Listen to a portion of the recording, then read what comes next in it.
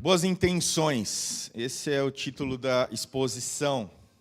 É aquele clickbait, aquela chamada para, talvez, trazer a curiosidade de alguns, as intenções que será dito.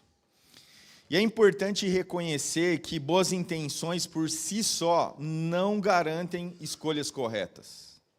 Muitas vezes, movidos pelo desejo de acertar, corremos o risco de tomar decisões precipitadas ou equivocadas. E pior ainda, decisões que não agradam a Deus.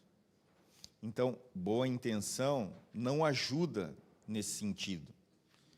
Se a boa intenção estiver ligada ao seu coração e não à vontade de Deus, provavelmente essa boa intenção se tornará em motivo de queda. Então, a sinceridade nos motivos também não substitui a necessidade de sabedoria, e sabedoria do alto, discernimento, uma avaliação cuidadosa para minimizar as consequências.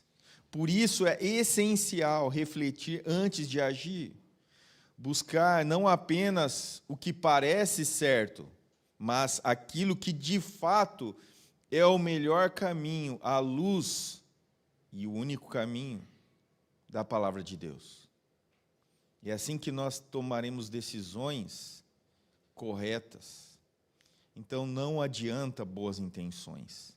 Se nós pensarmos assim, talvez, na leitura, vocês vão perceber, alguns tinham a boa intenção, talvez, no seu coração, de tirar Cristo de cena.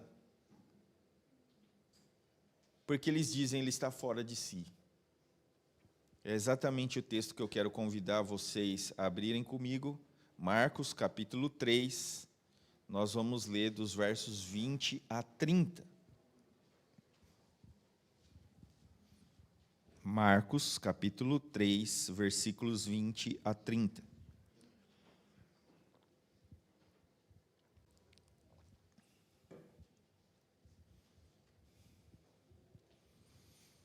Todos acharam? Diz assim o texto da palavra de Deus. Então Jesus entrou numa casa e novamente reuniu-se ali numa multidão, de modo que ele e os seus discípulos não conseguiram nem comer. Quando seus familiares ouviram falar disso, saíram para trazê-lo à força, pois diziam, ele está fora de si. E os mestres da lei que haviam descido de Jerusalém diziam, ele está com Belzebu, pelo príncipe dos demônios, é que ele expulsa demônios. Então Jesus os chamou e lhes falou por parábolas. Como pode Satanás expulsar Satanás? Se um reino estiver dividido contra si mesmo, não poderá subsistir. Se uma casa estiver dividida contra si mesmo, também não poderá subsistir. E se Satanás se opuser a si mesmo e estiver dividido, não poderá subsistir. Chegou o seu fim. De fato, ninguém pode entrar na casa do homem forte e levar dali os seus bens, sem que antes o amarre.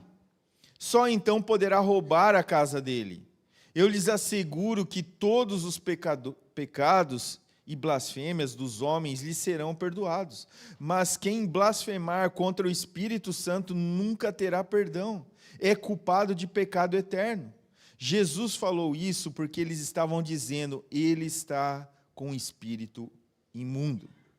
Amém? Baixe sua cabeça, vamos orar. Pai de amor e graça, obrigado, Senhor. Obrigado pela tua misericórdia. Obrigado porque nos dá essa oportunidade de te louvar de todo o nosso coração e também de nos debruçar na sua palavra. Senhor, que nós possamos aprender de ti, que nós possamos aplicar as verdades aprendidas na nossa vida diária, cotidiana, que nós possamos refletir aquilo que o Senhor nos diz por meio da tua palavra revelada.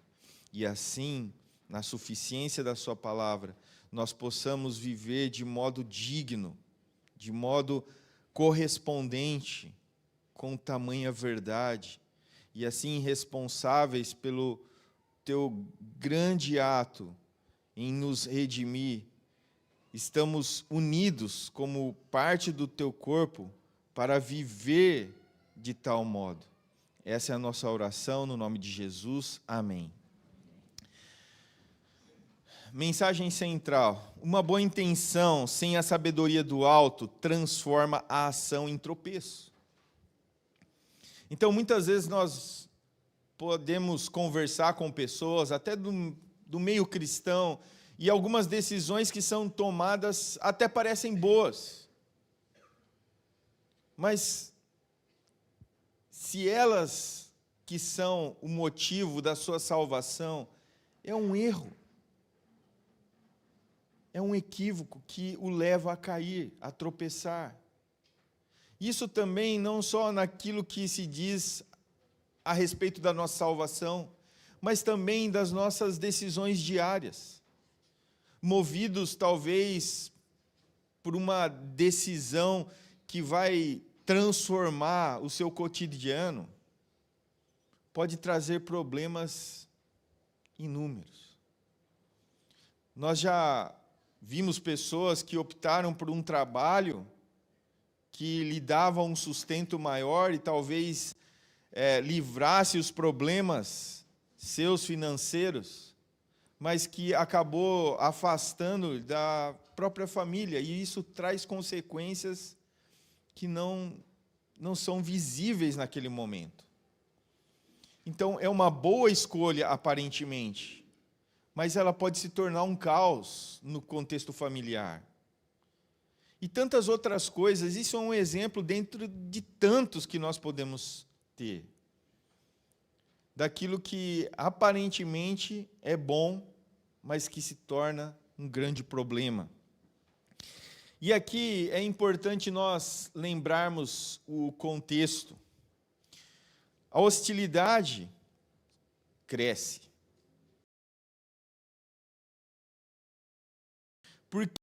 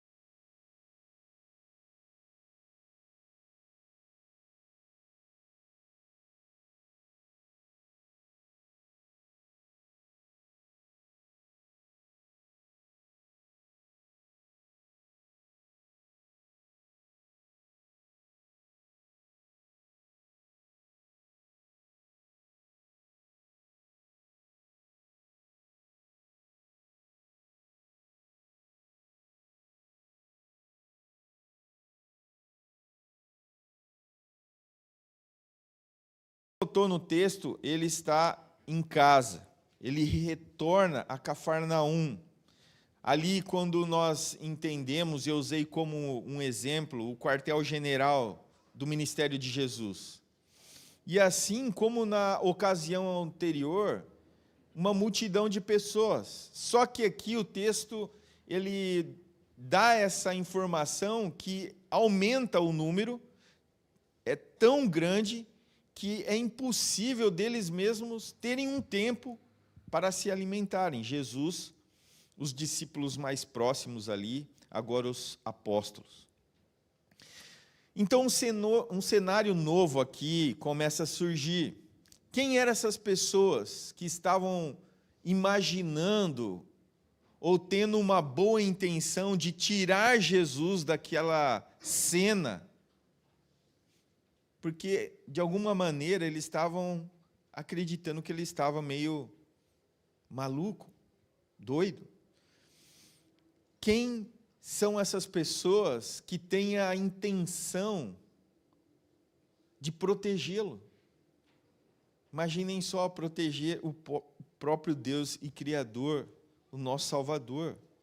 Então, a frase no original aqui, ela é ambígua, não dá para cravar quem é exatamente essas pessoas. Mas o que o texto no original traz, aqueles ao seu lado. Então, o que nós podemos ter uma certeza é que, de fato, pode ser familiares, diretos, pode ser familiares próximos, ou pode ser até um círculo de amizade mais próximo, pessoas que estavam sempre com ele, parentes, amigos da família. Quem eram aqueles amigos? Quem é essa família de Jesus que acreditava que Cristo perdeu a sua sanidade? Simplesmente nós não sabemos com exatidão. Há vários teólogos que sugerem mãe, irmãos, outros sugerem parentes próximos, amigos e vizinhos da onde Jesus se estabeleceu em Nazaré. Mas, de fato, o texto não deixa claro. Mas o que nós podemos afirmar é que são pessoas próximas, pessoas que estavam à sua volta. E quais serão a razão que traz essas pessoas a entender que Cristo está perdendo a sua sanidade? Talvez algumas possibilidades daquilo que nós já vimos aqui no contexto anterior. Às vezes ele age estranhamente. Ele nos chama a ir de um lugar para o outro, assim como um estalo. Ele também, muitas vezes, acaba se opondo ao sistema, o sistema farisaico. Como alguém vai ser líder se opõe àqueles que são os líderes? Ele se pronuncia de tal maneira que ele perdoa pecados, como se ele fosse o próprio Deus, porque só Deus perdoa pecados. No entanto, o que nós podemos afirmar é que o Senhor Jesus, ele quebra esses paradigmas daquele povo que estava à sua volta e que ainda não consegue entender por conta da dureza do seu coração. Porque eles estão envoltos numa religiosidade vazia.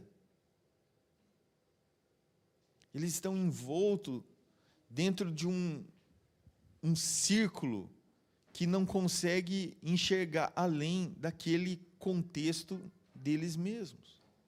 Então, o contexto aqui indica que foi especialmente esse desejo de Cristo de se mover em meio a essa aglomeração de pessoas, e essas pessoas, então, movidas aí por uma boa intenção, vamos tirar ele de lado para ele ter um tempinho para comer. Mas essa era a vontade do próprio Filho de Deus? Esse era o desejo dele? O que nos parece, daquilo que nós temos até aqui, que de fato esse era o ministério dele. O anseio dele era proclamar as boas novas de salvação a todos. E não só isso, ele estava movido por curar pessoas, libertar pessoas, expulsar demônios. Então, agora, a sua presença entre a multidão é tão grande que seus discípulos não têm, de fato, tempo para comer. E isso levou algumas pessoas a acreditar que ele estava fora de si. Pelo menos é o que nos apresenta aqui esse cenário. Ele não tinha tempo para descanso. Então, gera essa reação. Então, nós confirmamos que nem sempre essa boa intenção é fruto da vontade de Deus. Então, acrescente que o Senhor Jesus aqui, no contexto imediato, está abrindo olho de cegos, curando surdos, enfermos, libertava os possuídos. O seu coração estava nisso. Ele era compassivo, como nenhum ser humano até então tinha sido e continua sendo. O Deus da compaixão. Em todas as suas aflições, diz o profeta Isaías, ele foi afligido. Não há o que ele não experimentou, a não ser o pecado, porque nele não havia pecado. Nele se cumpriu a profecia. Isaías 53, verso 4. Certamente ele suportou as nossas aflições e levou sobre si as nossas dores. Então não é possível que tudo isso tinha feito, vivido, mostrado, evidenciado. Reflexo que ele tem algum tipo de problema mental. Mas o que ele estava revelando aos seus ouvintes primários ali era a sua deidade, a sua divindade, o seu poder sobre a criação. Então, considerando esse julgamento, por mais bem intencionado, era falso e injusto. Não era isso a vontade de Deus.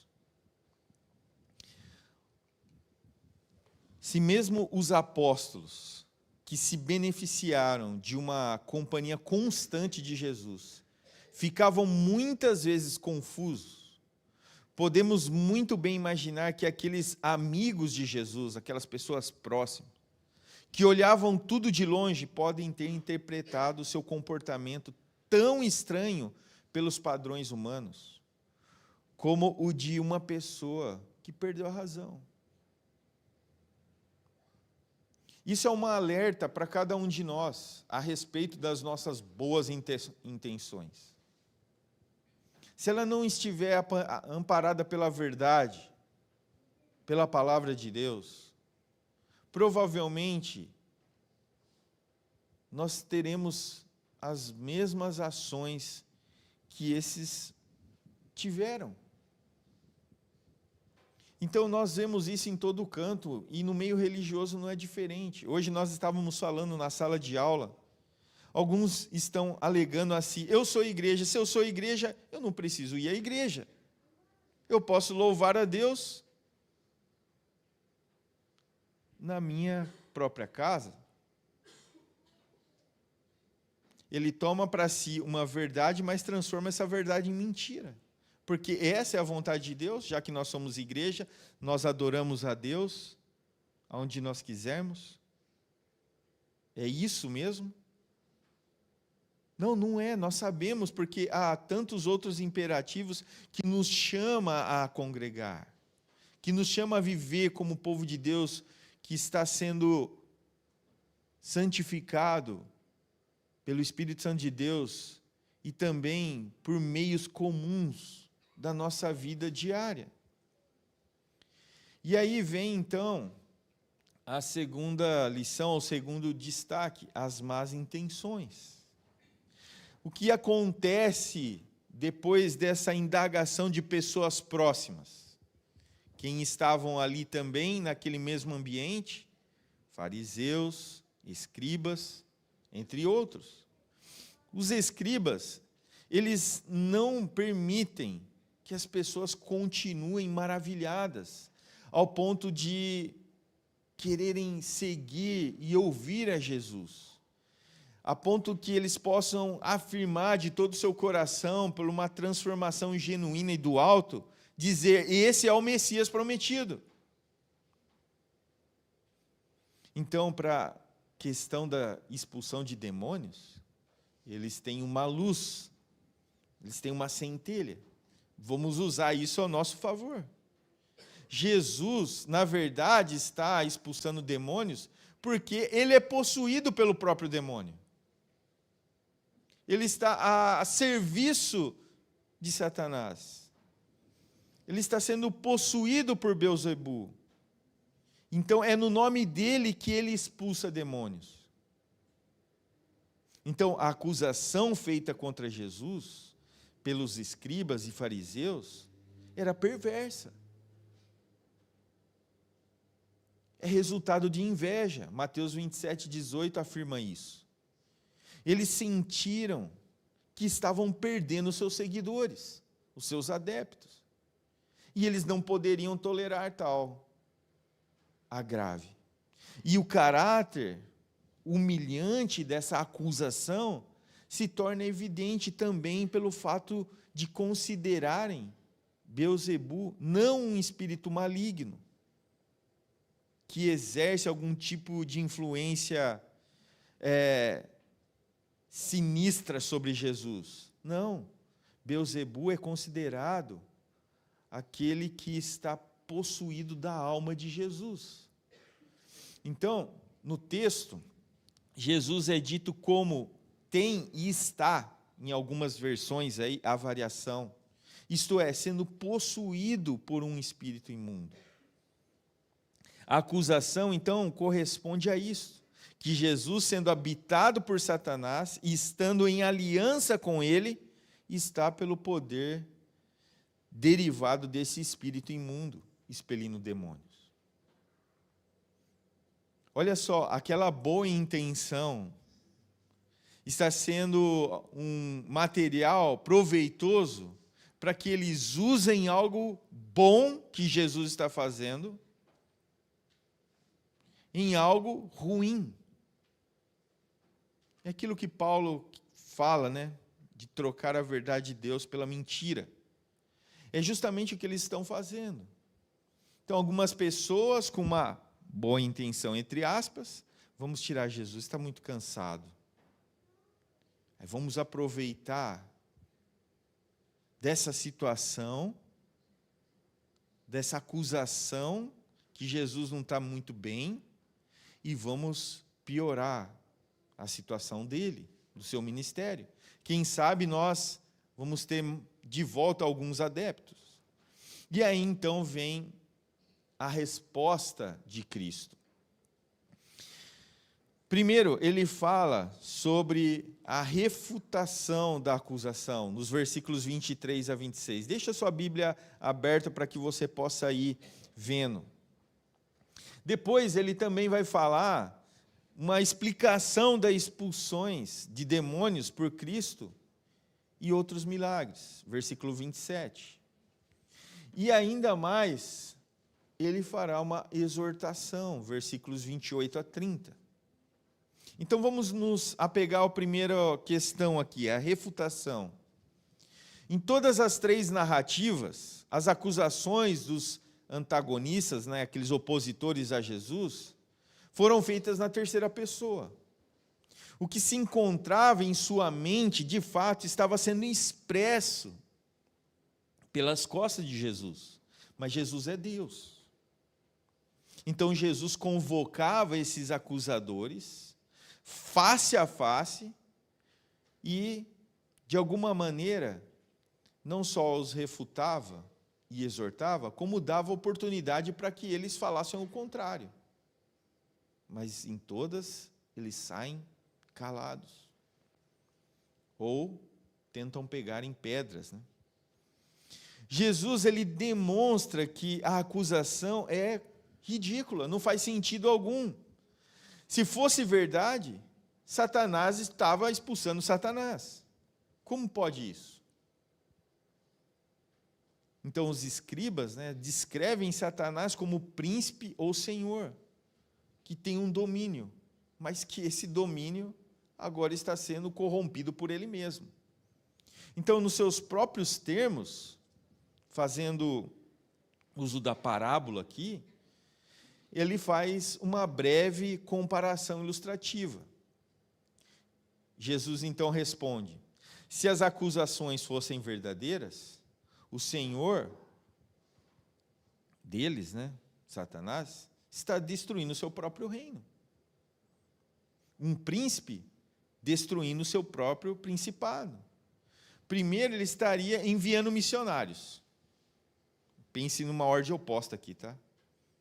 Então, ele está enviando capetinhas.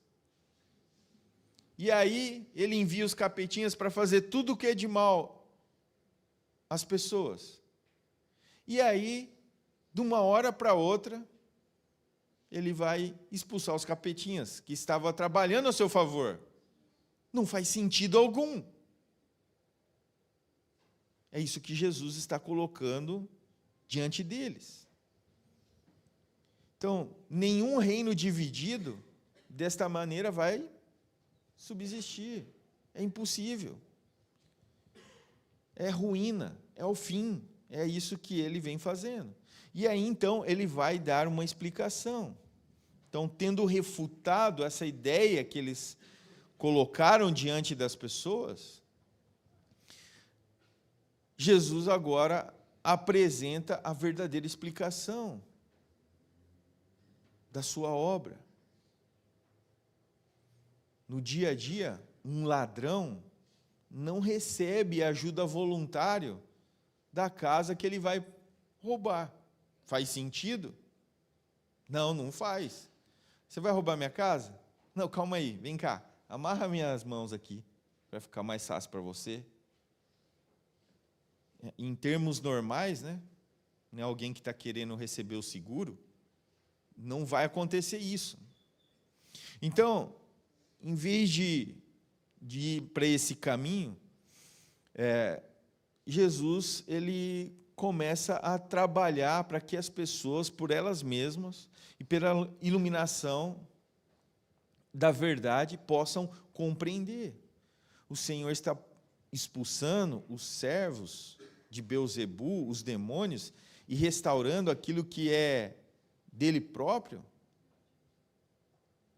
Não faz sentido. Então Jesus está fazendo tudo isso porque por meio da sua encarnação, da sua vitória sobre os demônios na tentação no deserto, as suas palavras de autoridades dirigidas aos demônios, toda a sua atividade, ele começou a amarrar de fato o Beelzebu. E esse processo vai até a cruz. E depois da cruz, esse processo continua de vitória, de poder, porque ele enfrenta a morte para pagar a minha e a sua dívida. E ele é ressurreto. Ele ascende aos céus. E assim nos dá de fato um novo coração.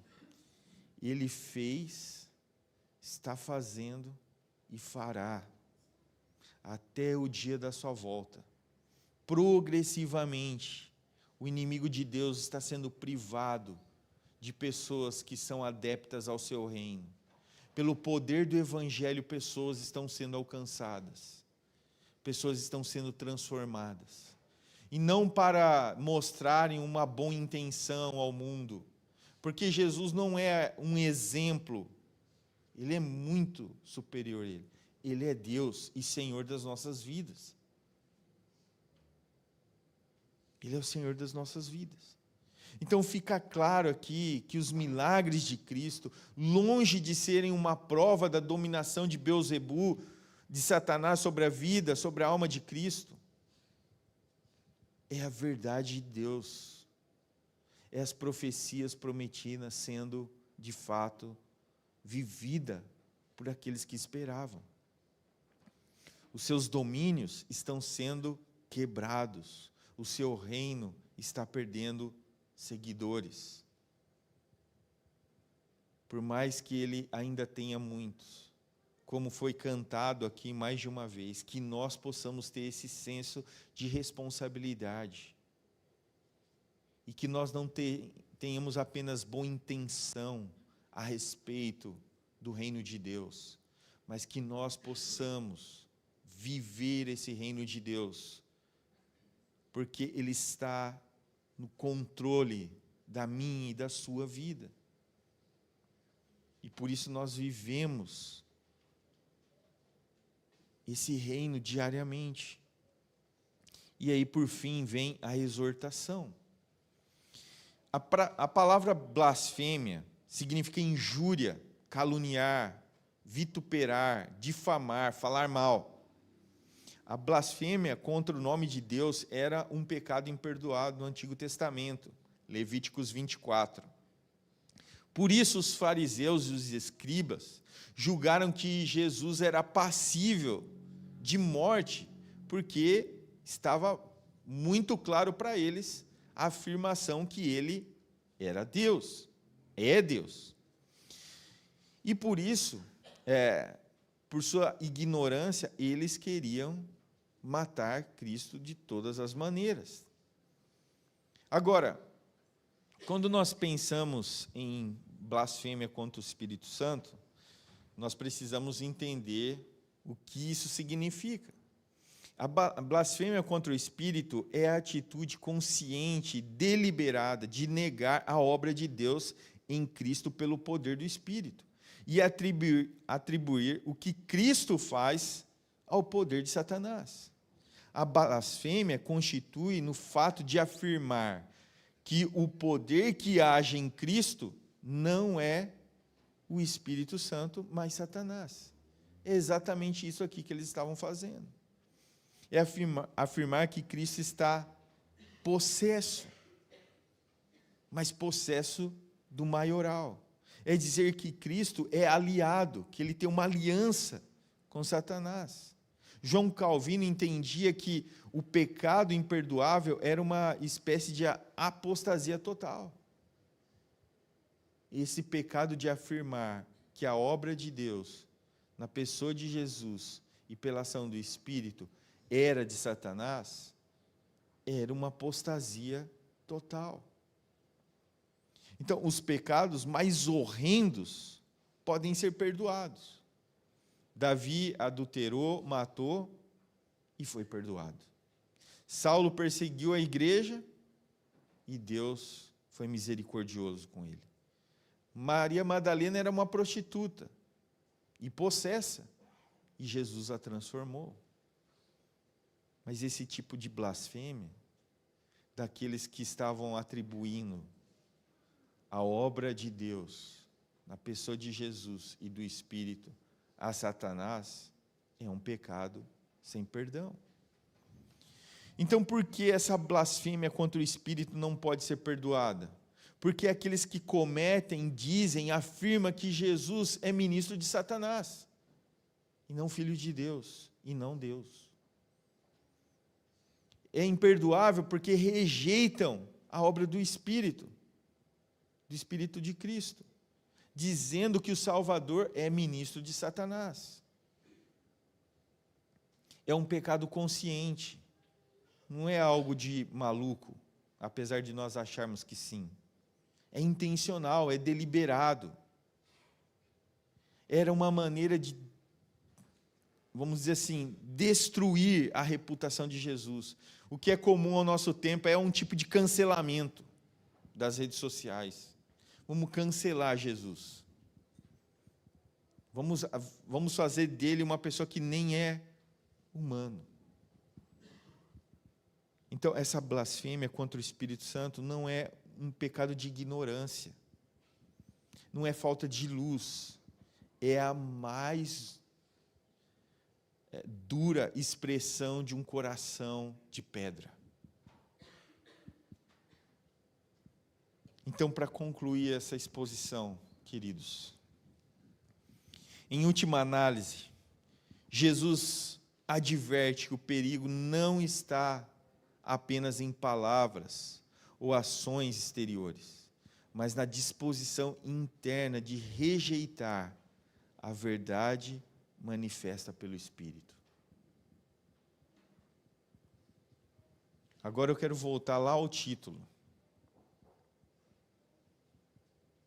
Muitas vezes, essa boa intenção, estou falando de crentes, essa boa intenção é tomar uma decisão em desacordo com a palavra de Deus.